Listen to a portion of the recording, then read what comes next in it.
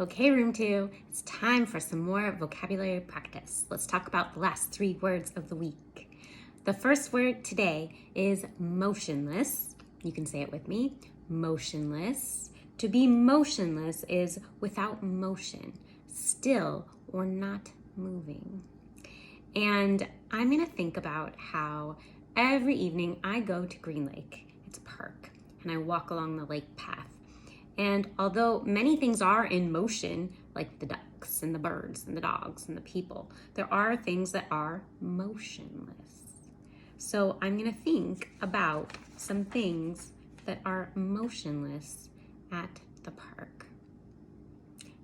An old man was motionless on the bench, staring at the water. Who else was motionless at the park?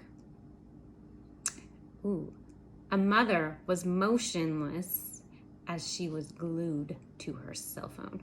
That happens all the time, right? So I want you to think of somebody who might be motionless or something that might be motionless at the park. And you can say the blank was motionless because.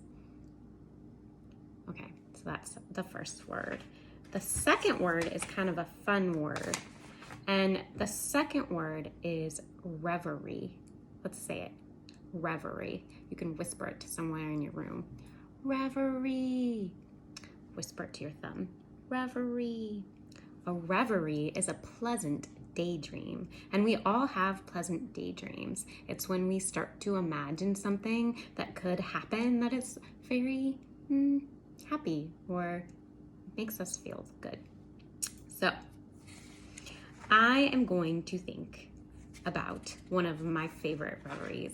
And you guys know that I love elephants. So I have this reverie, a pleasant daydream, where I am in the African grasslands. And there's a hush, except for the crickets. And suddenly come a herd of elephants. And you can hear their feet quietly stomping through the grass. And then there's a cacophony, a loud noise, a trumpeting of one of the elephants, and the babies come running, and I am just among the elephants, and that would be a reverie for me, a pleasant daydream about hanging out with a herd of elephants. So what is one of your reveries? One of my favorite reveries is, what do you daydream about? Do you daydream about kicking the winning soccer goal? Do you daydream about being the quarterback and throwing that Hail Mary pass to win the game? Do you have a pleasant daydream about meeting a new best friend in middle school? So my favorite reverie is, okay, you get to try that out. So let me check out here. Our last word. Our last word this morning is fanciful. Let's say it. Ready? Fanciful. Say it to your elbow. Fanciful.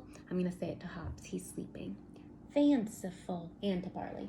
Fanciful. To be fanciful means imaginary or not real. So it's the antonym of real. We have real and then we have fanciful. They're the opposite. Okay. Many of you guys watch fanciful movies. A fanciful movie might include an animal that talks, right? So there's also like movies about cars that talk. That would be a fanciful movie, or about gnomes in the forest. So you can think about a fanciful movie or TV show that you enjoy. You can also think about if you were an author and you were going to write a fanciful story about a pet. Now, we know that real pets tend to be dogs and cats and fish and birds and ferrets sometimes. But what would a fanciful pet be? What if you took home a fanciful pet? What would it be? I might write a story about a fanciful pet, a dragon that I took home and trained to be my best buddy. Maybe Oh, of course, since we're going to go back to my reverie, my pleasant daydream about elephants. Elephants are not usually pets. So if I was an author, I might write a fanciful story about my pet elephant, who I got as a baby but grew and grew until my elephant was too big to fit in my apartment.